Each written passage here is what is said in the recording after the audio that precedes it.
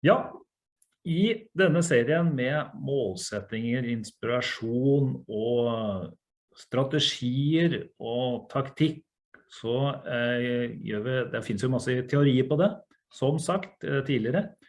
Og så tenker jeg å knytte de teoriene til praktisk bruk, for at det er jo mange bedrifter som jobber etter denne på en måte malen da. Men så gjør de på forskjellige måter. Og i dag så har jeg Miriam Rask inne, og hun jobber med ledelse. Hei Miriam. Hei, hei. Hei. Og veldig fint at du blir med. Hyggelig at du er med på dette intervjuet, for jeg synes det er veldig spennende det du holder på med. Og veldig spent på å høre på hvordan det var med deg, og hvorfor du gjør dette du gjør og sånt, og så videre. Så, men først kan jeg spørre deg, hva er det, altså litt om din historie, bakgrunnen din?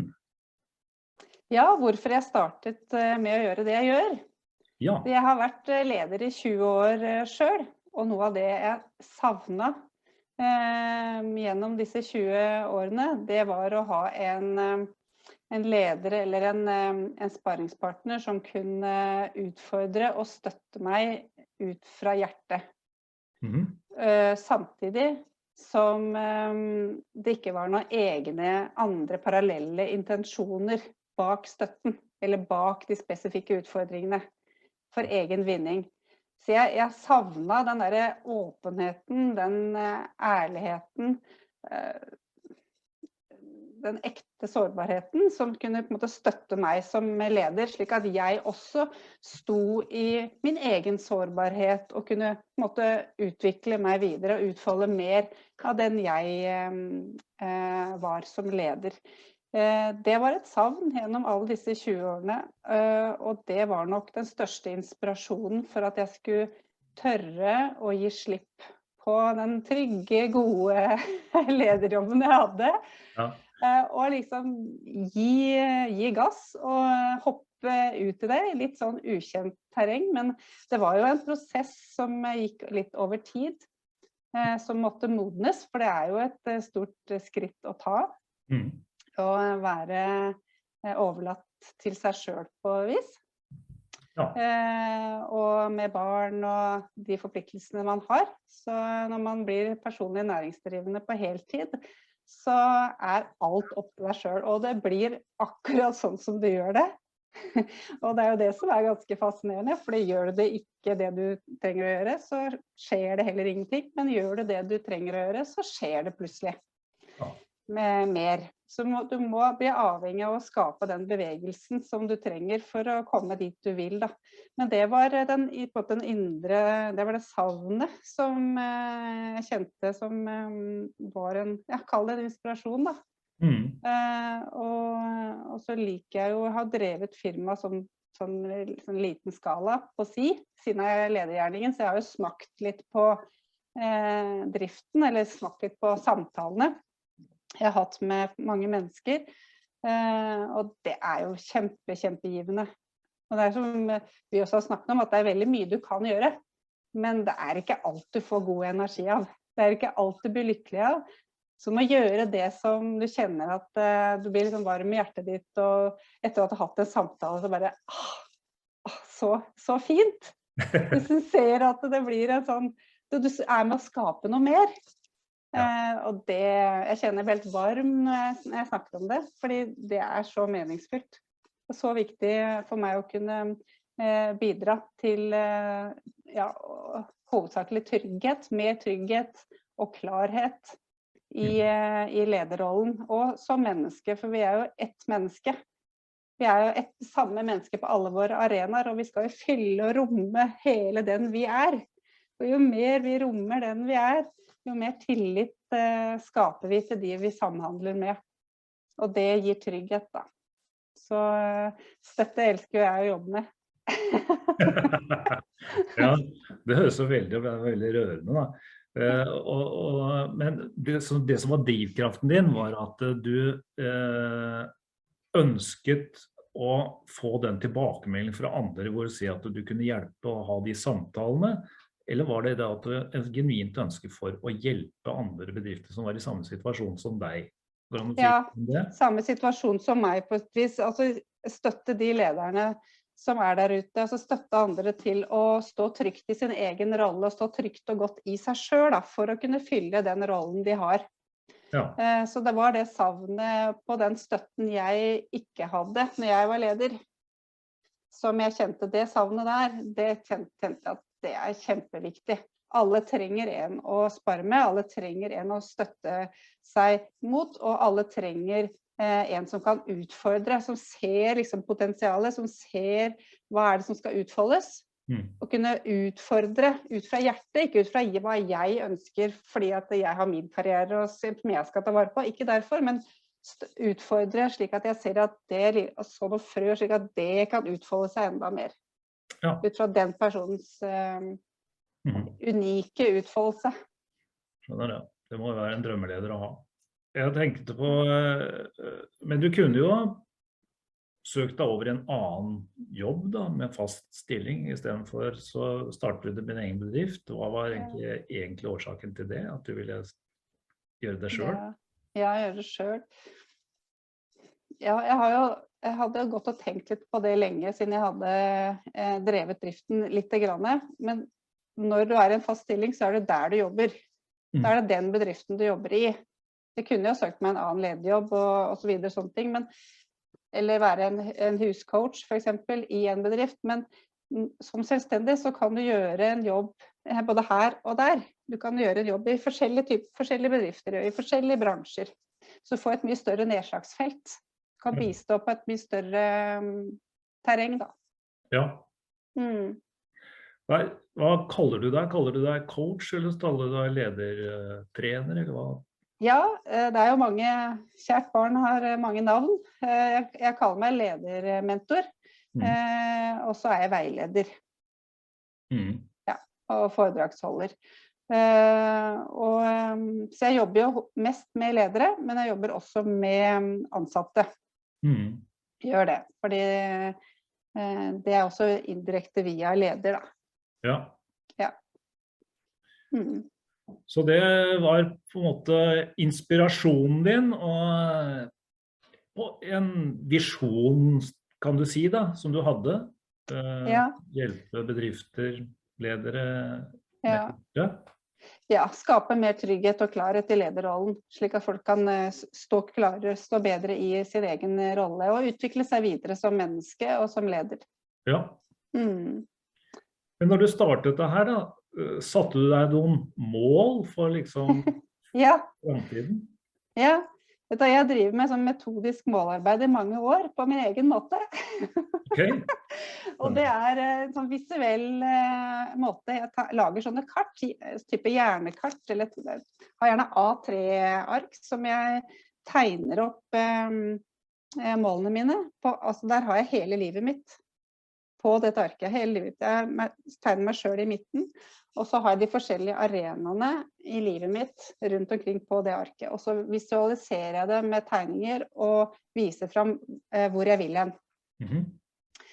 Og da blir det visuelt, og hjernen vår veldig glad i det som visuelt. Og når du får alle arenaene dine på samme arket, så ser du også sammenhengene mye tydeligere.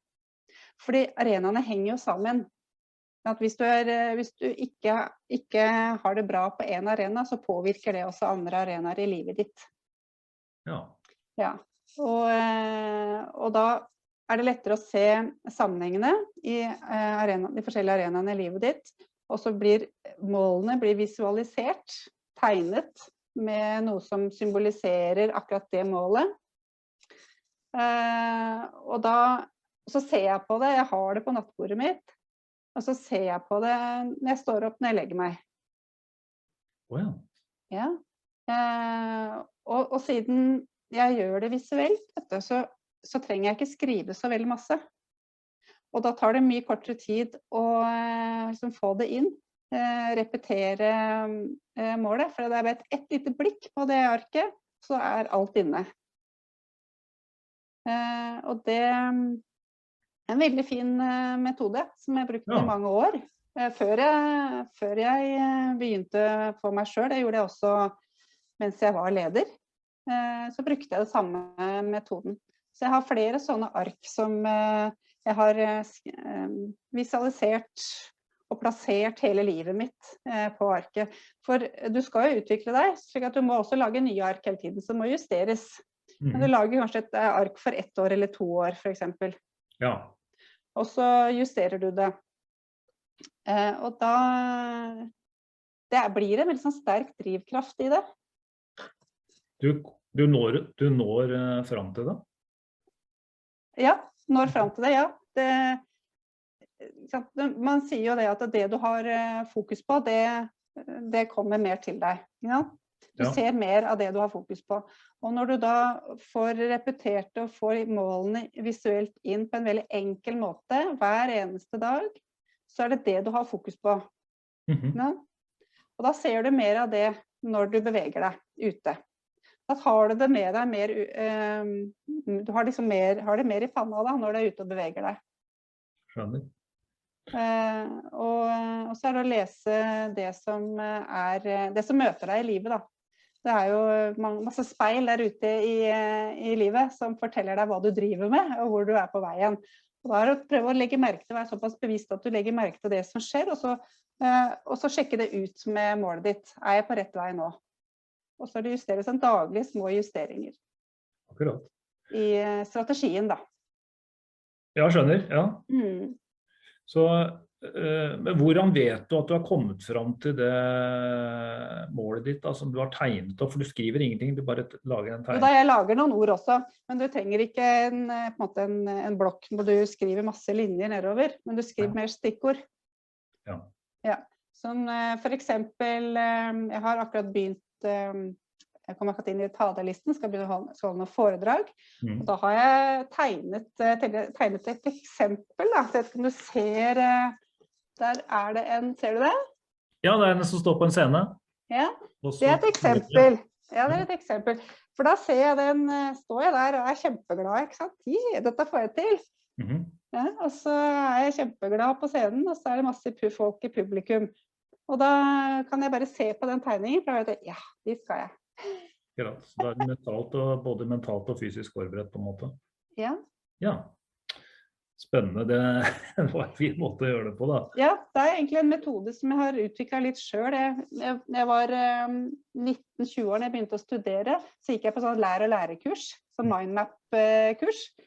Det brukte jeg veldig mye når jeg studerte, og så det egentlig inspirasjon som hentet fra den måten å lære på da, som jeg bare har utviklet videre. Ja, det veldig, veldig givende og spennende og fint å sitte og pusle med. Ja, det en hyggelig måte å lage målet på. Ja, det det. Men da har vi snakket litt om inspirasjonen din og visjonen og misjonen også, ikke sant? Misjonen om å hjelpe ledere. Det det du her for i verden. Og så har du jo snakket mye om hvordan du tegner mål. Det var jo veldig gøy da. Men på veien til målet da, altså strategien, hvordan tenker du da? Ja, jeg bruker veldig mye tid og energi på å på personlig utvikling, på å utvikle meg selv og utfordre meg selv. Fordi skal jeg utfordre og utvikle andre mennesker, så må jeg gjøre det selv først. Du må på en måte gå foran. Så jeg har hele tiden ute etter å finne flere verktøy, og det å gå inn i meg selv og se hva mer det jeg Fordi du mye mer enn du tror. Og vi vet veldig lite av alt det. Så det ikke snakk om egentlig at man skal forbedre seg, man skal bare utfolde mer av den man Og da må man gå innover og så utforske det da. Og så mediterer jeg en del, mediterer hver morgen. Det en veldig fin start på dagen for meg, der jeg på en måte gjennom søvnen har blitt litt sånn resatt. Og så går jeg inn i meditasjon, og så gjør jeg noe som ikke bare visualiserer, men det noe som heter perseptere. Og det en type visualisering der du kobler på sansene dine. Altså hørsel, syn, smak, lukt og så videre. Sånn at du prøver å hente frem det, hva slags mer informasjon det jeg kan hente inni meg selv nå. For å observere seg selv, for å se hva det jeg egentlig driver med. For vi har jo et ego som vi gjerne har et eget bilde av oss selv, at vi vil gjerne være sånn, eller vi sånn, men vi også mye mer. Så for å prøve å observere seg selv, for å finne ut av hva mer det jeg slik at jeg kan romme enda mer av den jeg og kan bidra enda mer ut til andre. Så det veldig, veldig spennende da, og litt slitsomt. Ja. Men personlig utvikling det gjør litt vondt først. Ja. Men det en del av strategien min da, og så hele tiden utvikle meg selv videre for å få flere perspektiver, se større helheter. Det liksom jo flere perspektiver du ser, jo større helhet ser du. Og jo større helhet du ser, jo lettere det å se hvor detaljenes riktige plassering Så det viktig. Ja, og hvordan kommer du da til kundene? For det sånn at nå utvikler du deg selv og sånne ting. Hvordan tiltrekker du de du... Ja, det jo mye sånn jungeltelegraf da. Ja. Jungeltelegraf jo en del, og så der får jeg jo også utfordre meg selv da. Jeg må ut av komfortzona mi, for når jeg var som leder så kunne jeg fint markedsføre bedriften jeg var leder i. Det liksom easy peasy. Men jeg skal markedsføre min egen bedrift, så koster det meg mye mer. Altså ikke penger, men det koster noe inni meg. Da blir jeg fort sårbar. Jeg kan kjenne på sårbarhet, og så føler man seg liten. Ja. Og da det å prøve å likevel utfordre seg selv til å ta den telefonen, eller sende den mailen da. Og jeg har jo kunnet brukt ukesvis på å mobilisere bare for å ta en telefon. Det helt forferdelige greier. Ja, ok. Ja, vel. Ja, så jeg har liksom funnet en sånn måte, jeg skriver en mail da, for å liksom først høre om jeg kan få lov til å ta en telefon, for å liksom sjekke ut om døra litt på gløtt. Ja. Ja, så man må finne sin måte da, som man kan liksom ta i bruk uten at man blir helt utslitt av det. Men det mer, jeg synes det en utfordring å markedsføre seg selv. Ja. Ja. Men går du bare i telefonkatalogen, eller hvordan gjør du det? Nei, jeg tenker på hvilke bedrifter kunne jeg tenke meg å jobbe i. Hvilke bedrifter, hvis jeg går på med nettverk, hvilke mennesker kunne jeg tenke meg å jobbe med? Bedrifter og mennesker. Så jeg liksom tenker, du går i tankeboksen da, og tenker hvem det jeg kjenner til der ute som jeg kunne virkelig tenke meg å gjøre en innsats for. Og så det å sende en mail da, som regel. Sende en mail og spørre om å si hva jeg gjør, og hva jeg kan bidra med, og så spørre om det kan være noe for vedkommende. Om jeg kan få lov til å ringe en dag. Så men der har jeg masse å lære. Ja, så du går rett på en og en person for å... Ja, så har du sosiale medier da, som også et utviklingspotensial for min del. Prøve å gjøre seg synlig. Det jo en av mine kanskje fokusområder i 2022 å prøve å gjøre meg litt mer synlig. Ja vel, ja. Så har du vel også sikkert noen kontakter som du har hjulpet da? Ja, og det jo veldig, det veldig gøy når kunder du har jobbet for kommer tilbake og vil ha mer hjelp. Ja. Det jo kjempegøy, og det har jeg hatt en del av. Da har du gjort noe riktig da? Ja, det har gjort noe riktig. Her går det. Ja. Ja, så det jo på en måte det som taktikken din, at du går inn i deg selv og utvikler deg og liksom blir noe selv først for å prøve det ut, og så har du da en strategi om å komme ut til nye ved at du tenker deg, da bruker du også visualisering, da skjønner jeg. Ja. tenke deg hvem du kunne tenke deg å jobbe med. Ikke så mye hva de kan få ut av deg, men hvem du kunne tenke deg. Det er det som er strategien. Ja, så det gjør det jo litt enklere for meg å ta kontakt. Ja. Ja, ikke sant? Her snakker vi om et utviklingspotensial, og så begynner vi der, så det er litt sånn enklere å ta kontakt da. Ja. Men det er noe med det du sier litt først der, og at jeg er litt opptatt av det her med sårbarhet og styrke, og for å hjelpe andre med å tørre å stå i den sårbarheten, så må du jo også gå selv i den sårbarheten og kjenne på den. Du må liksom ha gjort den der jobben. Med å kjenne etter hva er det faktisk, hvordan kjennes det ut, og hva skjer da? Ja. Så det for eksempel, det å utforske sårbarhet er jo en av flere temaer som jeg har dykket inn i, fordi at jeg ser at det er et tema der ute, som mange kunne tenke seg å få litt mer styrke, eller få støtte i da. Ja. Hvordan skal jeg håndtere det når jeg kjenner meg sårbar? Fordi da føler man seg liten, og så føler man seg svak. Og så har man så lett for å trekke seg vekk når den følelsen kommer. Men i virkeligheten så er det jo en styrke, fordi at når man kjenner på sårbarhet, så lytter man mer.